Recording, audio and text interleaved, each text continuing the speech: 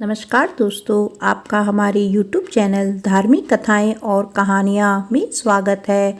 आज मैं आपको कार्तिक माह में सुनी जाने वाली सोमवार व्रत की संपूर्ण कथा सुनाऊंगी। अगर आपको यह कथा अच्छी लगी तो आप वीडियो को लाइक, सब्सक्राइब और शेयर ज़रूर कीजिएगा। आइए सुनते हैं सोमवार व्रत की संपूर्ण कथा। एक साहूकार बहुत अमीर था।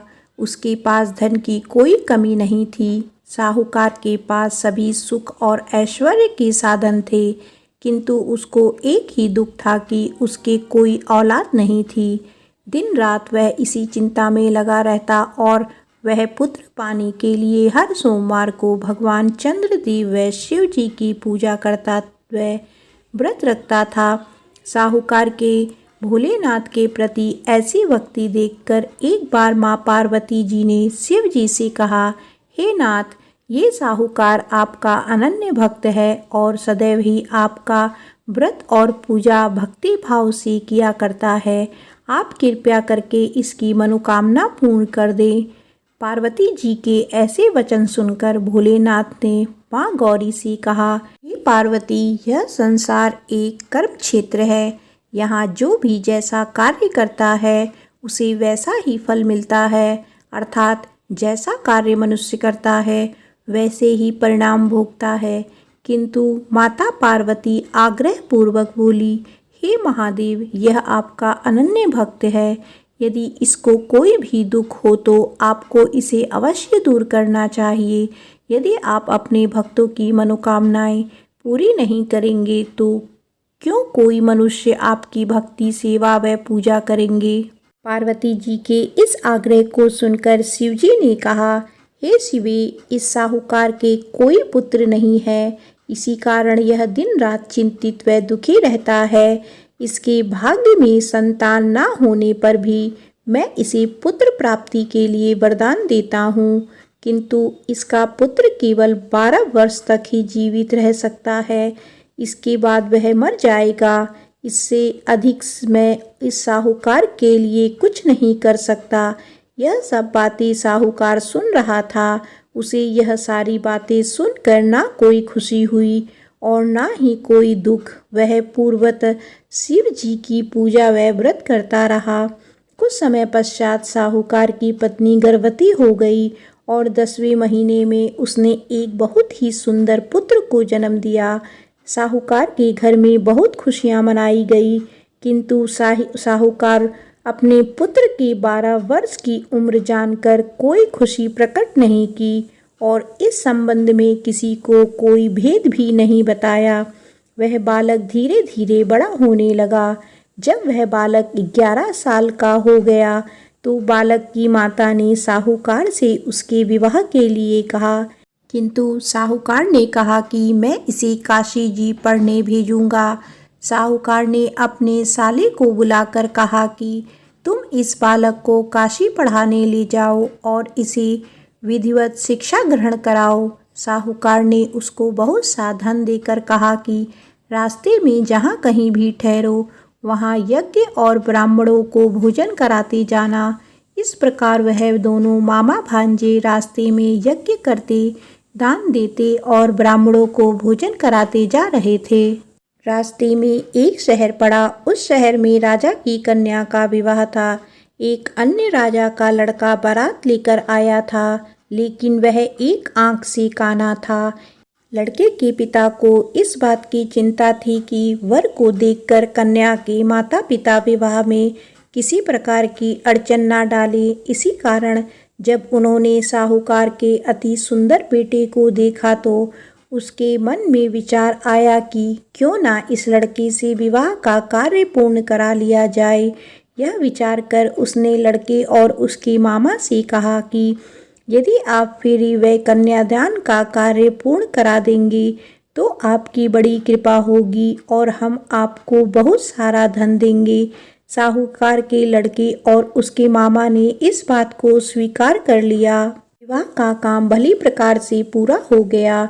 जब वह लड़का जाने लगा तो उसने चुपके से राजकुमारी की चुनरी पर लिख दिया कि तेरा विवाह मेरे साथ हुआ है, लेकिन जिसके साथ तुझे भेजा जाएगा वह एक कान्हा है, मैं काशी जी को जा रहा हूँ। राजकुमारी ने जब इस प्रकार लिखा पाया तो उसने कान्हे राजकुमार के साथ जाने से इनकार कर दिया और कहा, यह मेरा पति नहीं है। मेरा विवाह जिसके साथ हुआ है वह काशी जी गया है। राजकुमारी के पिता ने यह सब बात जब सुना तो उसने अपनी कन्या को विदा करने से इनकार कर दिया। बारात वापस चली गई। उधर साहूकार का लड़का और उसका मामा काशी जी पहुँचे, जहाँ लड़के ने पढ़ना शुरू किया तथा अपना अतिरिक्त समय मामा भांजे यज्ञ आदि दान में व्यतीत करने लगे। इस प्रकार कई महीने बीत गए। जब लड़का 12 साल का हुआ तो उस दिन लड़के के मामा ने यज्ञ का आयोजन कर रखा था। अचानक ही लड़के की तबीयत खराब हो गई।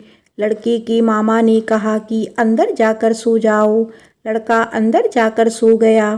थोड़ी देर पश्चात लड़का मर गया। जब लड़के के मामा ने देखा कि वह मर गया है तो वह बहुत दुखी हुआ। उसने सोचा कि पहले यज्ञ पूरा कर लूं तब कुछ सोचूंगा। लड़के के मामा ने यज्ञ पूरा किया और फिर रोना आरंभ कर दिया। वह बहुत जोर जोर से रो रहा था। संयोगवश शिवजी और पार्वती जी उधर से जा रहे थे। पार्वती जी ने भगवान भोलेनाथ से कहा, हे नाथ, कोई दुखी व्यक्ति रो रहा है, उसके कष्टों को दूर करो। तब शिवजी और पार्वती जी वहां पहुँचे। उन्होंने वहां देखा कि वहां एक लड़का मरा हुआ पड़ा है। तब पार्वती जी ने देखते ही लड़के को पहचान लिया। पार्वती जी ने लड़के के मरने का कारण पूछा तो भोलेनाथ ने बताया, हे गौरी, इस लड़के की आयु इतनी ही थी, ये अपनी आयु पूरी कर चुका है। पार्वती जी ने विनम्रता पूर्वक कहा, महाराज, कृपया करके आप इस लड़के को जीवित कर दीजिए, नहीं तो इसके माता पिता इसके वियोग में तड़प तड़प कर अपनी जान दे देंगे। माता पार्वती की बात सुनकर शिवजी ने लड़के को पुनः जीवित कर दिया। शिवजी की कृपा से लड़का जीवित हो गया। शिव शंकर व पार्वती जी धाम चले गए। शिक्षा पूरी होने पर लड़का और उसका मामा पहले की तरह यज्ञ करते, ब्राह्मणों को भोजन तथा दक्षिणा देते हुए अपने घर की ओर चल दिए। रास्ते में दोनों उसी शहर में आए जहाँ पर उस लड़के की शादी हुई थी। वहाँ पहुंचकर दोनों ने यज्ञ करना शुरू कर दिया। जब वे दोनों यज्ञ कर रहे थे तो उस लड़के के ससुर यानी वहाँ के राजा ने, जो उधर से घोड़े पर बैठकर अपने सेवकों के साथ जा रहा था, ने लड़के को पहचान लिया। राजा ने महल में ले जाकर दोनों की खूब सेवा की। कुछ समय बाद राजा के महल में रहने के बाद लड़के ने राजा से जाने की आज्ञा ली। राजा ने अपनी लड़की को लड़के के साथ विदा किया और साथ में बहुत सारा धन व दास दासियां भी भेज दी। जब वे अपने शहर में आए तो लड़के के मामा ने कहा, पहले मैं तुम्हारे माता पिता को तुम्हारे आने की खबर सुना आता हूँ, तब तक तुम पत्नी सहित यहाँ आराम करो। ऐसा कहकर लड़के का मामा साहूकार को अपने पुत्र के आने की खबर देने चला गया। घर आकर उसने देखा कि उसकी बहन और बहनोई छत पर बैठे हुए हैं। उन्होंने यह प्रण कर रखा है कि यदि उनका बेटा जीवित लौट आया तो वह छत से नीचे उतर आएंगे, नहीं तो छत से कूदकर अपने प्राण त्याग देंगे।